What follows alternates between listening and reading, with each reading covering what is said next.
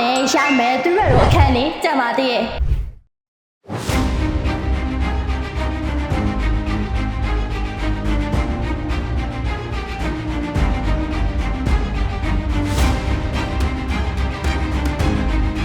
ဒါပေမဲ့အများကြီးရှိတော့ပါဘူးဒီရောင်းဆိုအခန်းကတကယ်ပဲတိတ်တောင်းနေရတယ်နော်ကျမပြောရမှပဲမဲ့အခုမဝင်လို့ဆိုရင်လက်ကောင်မှာ short သေးရကုန်သွားလိမ့်မယ်နော်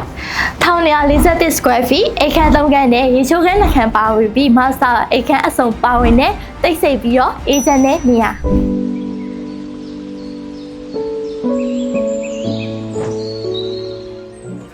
ညဖက်လက်ခံအောင်တောင်ဖက်လက်ခံအောင်စိတ်ကြရွေးချယ်ဝယ်ယူနိုင်တယ်။အလင်းအောင်ကောင်းမှုစွာရရှိပြီးတော့ပွင့်လင်းမြင့်တာမှုရှိရယ်။မိဖို့ကြောင့်နဲ့အခန်းကလည်းခြားထားပြီးတာကြောင့်မိခိုးတွေညှော်နှက်နေဆွဲညီမအောင်စိတ်ပူစရာမလိုပါဘူး။ဒါအပြင် kitchen မှာလည်းကောင်းမှုဆုံး brand တက်ဆင်ထားတဲ့မိဖို့ကြောင့်တော့ကြော်ဆုပ်ဆက်အပြင်လေတက်ဆင်ဆက်ကိုပါသိသိပြီးထားတာကြောင့်လေတွေကိုတက်ဆင်ပေးအောင်တာမကပဲအခန်းပူချိန်ကိုလည်းညှက်တစေပါတယ်။